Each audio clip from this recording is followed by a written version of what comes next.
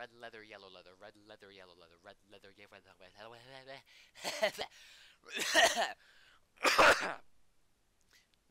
I'm gonna die one of these days. Fighting games in general seem to follow the same basic formula. Give each character a combo list that would need an entire semester of class to be taught and how to properly execute them, immediately throw all that out the window because tier lists are fun, and the competitive is dominated by this one ultra-powered fighter that no one else learned how to play. Almost every 2D fighter follows this formula. If you want to try and be original, you're gonna have to bring an entirely new mechanic to the table. One fighter? Fuck it, how about 3 of them? Dragon Ball FighterZ manages to capture the best parts of 2D fighting games and blends it perfectly with the look and feel of Dragon Ball that we all know and love. As stated before, you'll no longer have one single character that you're bound to, but rather 3 different fighters, puns, allowing you to choose from a basic cast of 24 characters, and you can expand it up to 27 and even higher with DLC characters.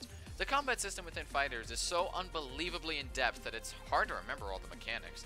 And at the same time, it remains accessible enough that any new player can pick it up and have fun with it, without needing to go as in-depth needed to pull off the flashy combos like with other games. Here's an example.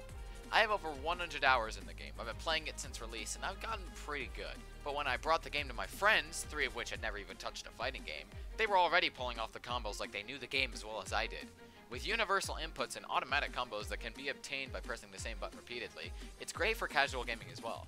If you want to take it online, things like auto combos won't work against pro players like myself. While each character does have a set of auto combos, every character also has the combos that can be discovered by learning the mechanics of the game and using them to your advantage. But holy hell, once you finally get them down, you will dominate the competitive scene. While the combat in this game is expertly done and must be commended, I do have to point out that the story mode is downright pathetic. It's nothing but a 6-hour slogfest that you have to grind through if you want to get Android 21, which you will for her fighting abilities. Now, I mentioned the automatic combos before, and every character has them. These auto combos can be achieved by pressing the same button over and over, and sometimes they lead to a special move.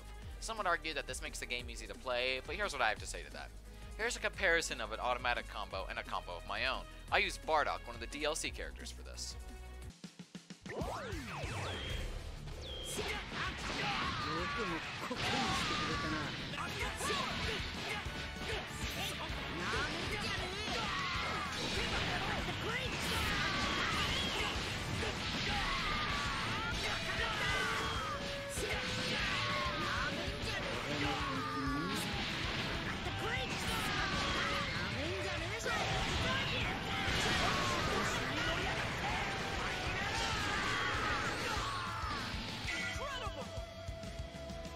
Don't be mistaken, this game has its flaws.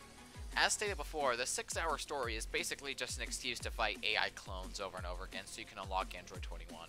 There is some fun to be had here, however, especially with the second arc, where you team up with villains like Frieza and Cell to get some interesting dialogue.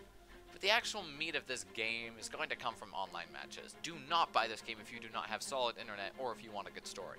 But if you've played fighting games like BlazBlue or Marvel vs. Capcom, you'll absolutely love the design and elements of gameplay that FighterZ has to offer. 9 out of 10, I absolutely love this game.